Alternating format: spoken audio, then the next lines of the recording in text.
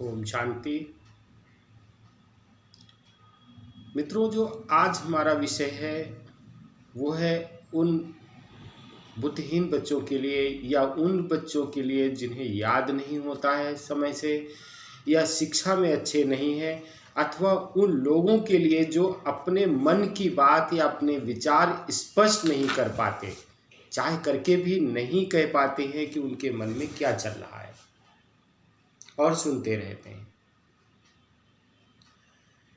तो ये है महासरस्वती की आराधना।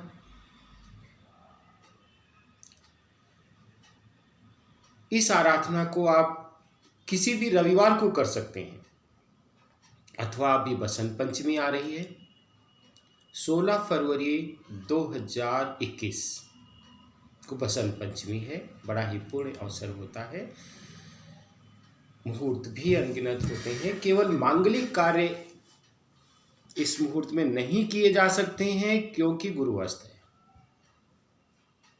बाकी शेष बहुत से कार्य, बहुत सी पूजाएं या महासरस्वती की आराधना तो इसमें एक अवश्य करनी चाहिए। तो मित्रों, आपको करना क्या है?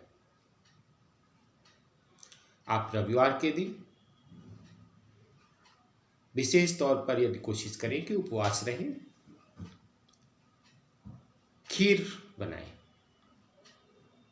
चावल की बढ़िया सी खीर। यदि केसर है तो केसर उसमें डाल दें, अगर नहीं केसर है तो कोई बड़ी बात नहीं है, उसमें आप थोड़ी सी हल्दी डाल दें। आप माँ सरस्वती को भोग भी लगाएं उसी से, और वही आप खाएं भी।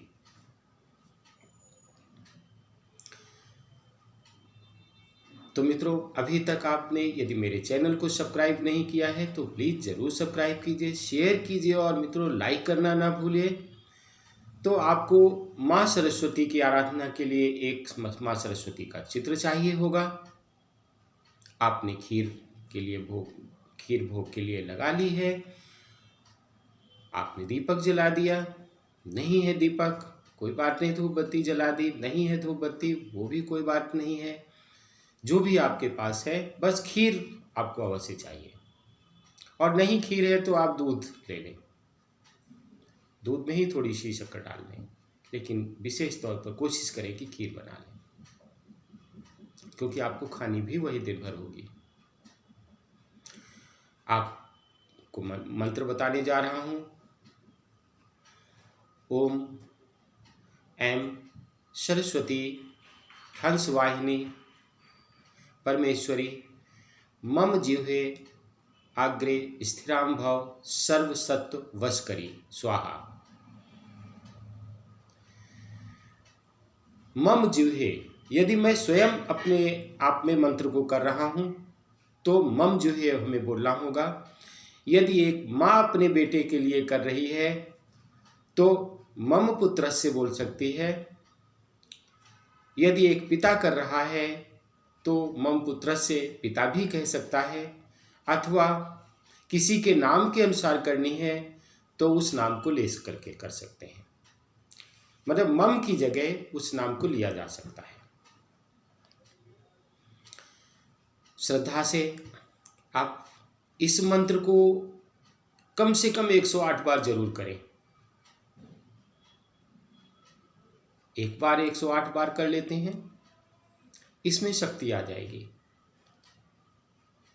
और फिर जब भी आपको याद नहीं होता है, आपको पढ़ने में समस्या है, या आप आगे बढ़ना चाहते हैं, आप नहीं बढ़ पा रहे हैं, तो बस उस कार्य के पहले आपने 7 या 11 बार इस मंत्र को किया, मन में माँ सरस्वती को विधिवत प्रणाम किया कि हे माँ, आप मेरी समस्या का समाधान कीजिए।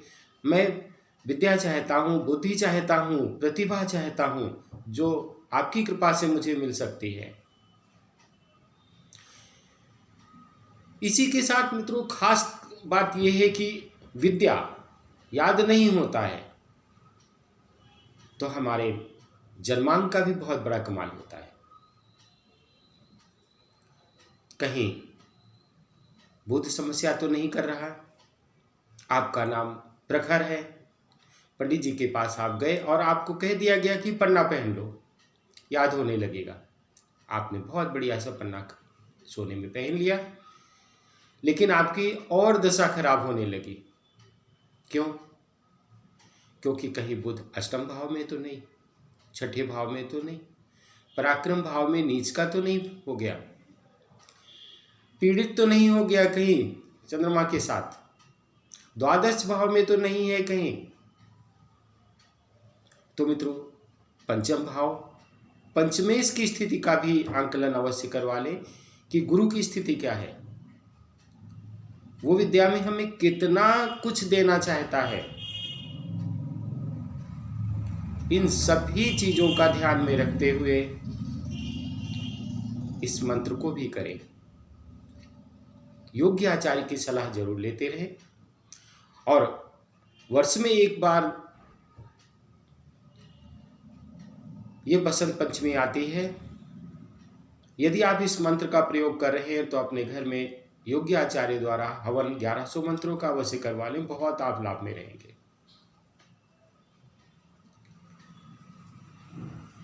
तो मित्रों, कैसा लगा मेरा वीडियो जरूर कमेंट बॉक्स में बताएं। इसी के साथ नए एक ब्लॉग के साथ हम फिर आपसे मिलेंगे। तब तक के लिए ओम शांति।